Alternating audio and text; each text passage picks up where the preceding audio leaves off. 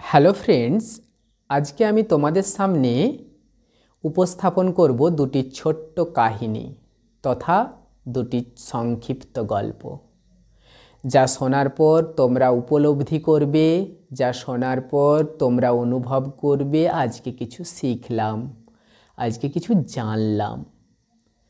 আমি এক এক করে দুটি গল্প তোমাদের সামনে উপস্থাপন করছি। আজকের প্রথম গল্প আলেকজান্ডারের মৃত্যুশয্যা।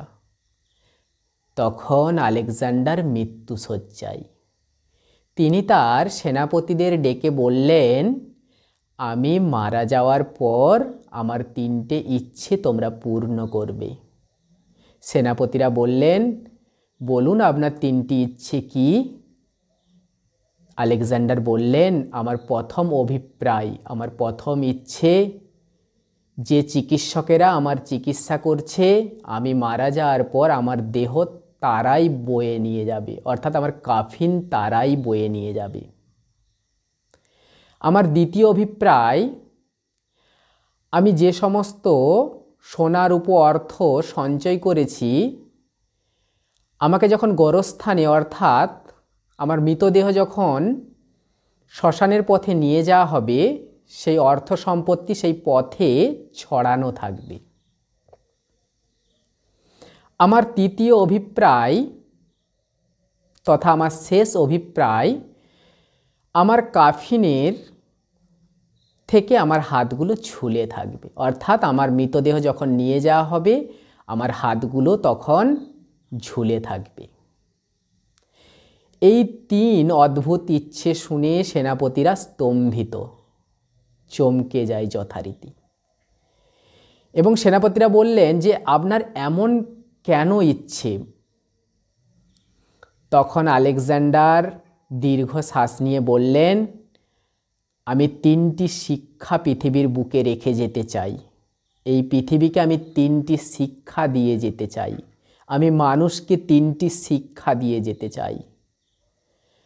আমি আমার চিকিৎসকদের আমার কফিন বহন করে নিয়ে যাওয়ার জন্য বলেছি, তার কারণ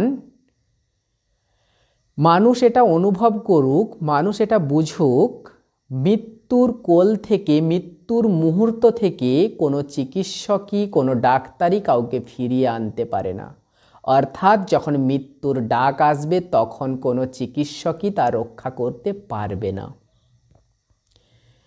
আমি আমার সোনাদানা অর্থ সম্পত্তি আমার মৃতদেহ নিয়ে যাওয়ার পথে ছড়িয়ে দিতে বলেছি, তার কারণ আমি যে সারা জীবন সঞ্চয় করলাম, সারা জীবন কষ্ট করে যা সঞ্চয় করলাম, আমি কিছুই নিয়ে যেতে পারলাম না।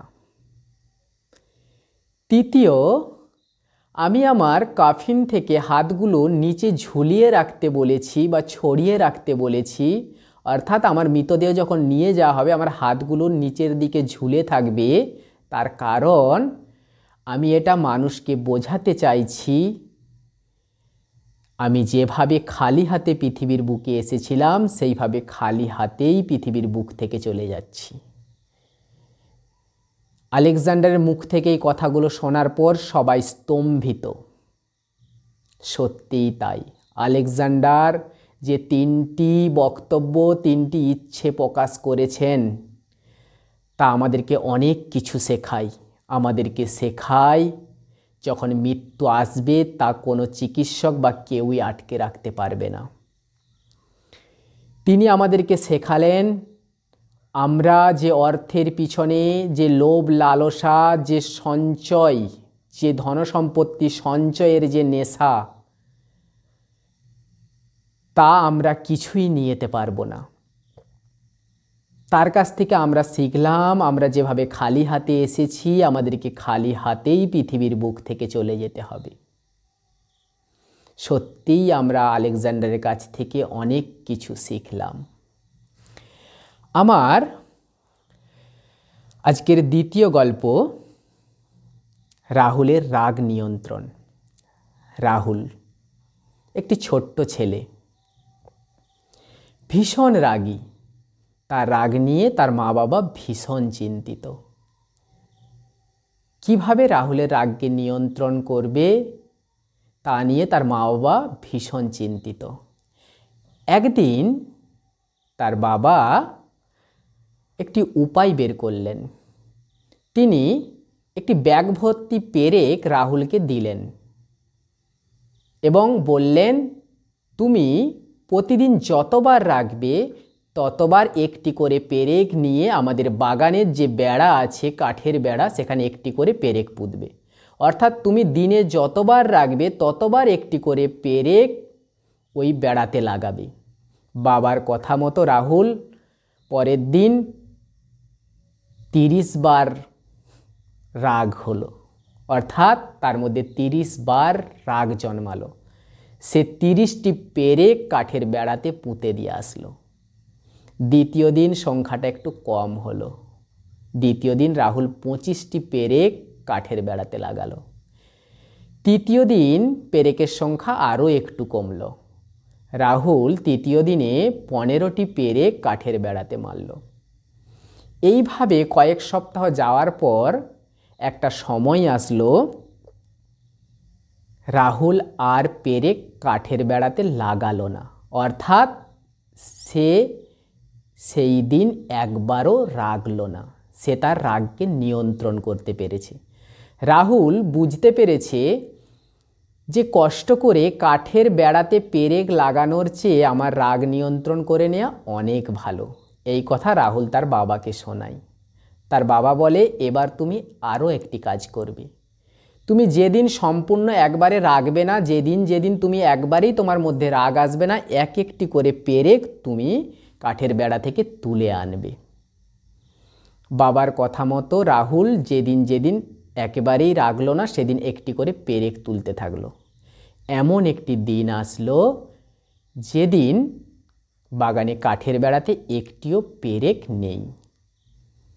এই কথা রাহুল তার বাবাকে শোনালো যে, বাবা, আমার কাজ সম্পন্ন হয়েছে।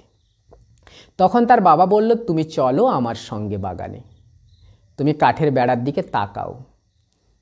তোমাকে আমি যে কাজ দিয়েছিলাম সেই কাজটি তুমি সম্পন্ন করেছো খুব সুন্দরভাবে। কিন্তু রাহুল, তুমি কাঠের বেড়ার দিকে একটু ভালোভাবে তাকিয়ে দেখো, কাঠের বেড়াতে যে ক্ষত, যে দাগ পড়েছে, তা কিন্তু আর কখনোই মিটবে না। তা মেটানো সম্ভব নয়। আমি এর দ্বারা তোমাকে বোঝাতে চাইলাম, আমরা রাগের বশত যে অন্যের সঙ্গে খারাপ ব্যবহার করি, অন্যকে যে আঘাত দেই, তার চিহ্ন, সেই ক্ষত এত সহজে মেটে না। যেভাবে কাঠের বেড়াতে পেরেকের যে ক্ষত সেটা মিটবে না, একইভাবে মানুষের মনে যে আঘাত আমরা দিয়ে থাকি, যে ক্ষত চিহ্ন আমরা তৈরি করি, তাও এত সহজে মেটে না। তুমি এটা থেকে শিক্ষা নাও যে আমাদেরকে রাগ নিয়ন্ত্রণ করতে হবে। আমাদেরকে এই শিক্ষা নিতে হবে, রাগ কন্ট্রোল করতে হবে। আজকের এই দুটি কাহিনী তোমাদের কেমন লাগলো অবশ্যই কমেন্ট সেকশানে জানাবে। লাইক করবে, অবশ্যই কমেন্ট সেকশানে জানাবে। ধন্যবাদ। প্রত্যেকে ভালো থেকো, সুস্থ থেকো।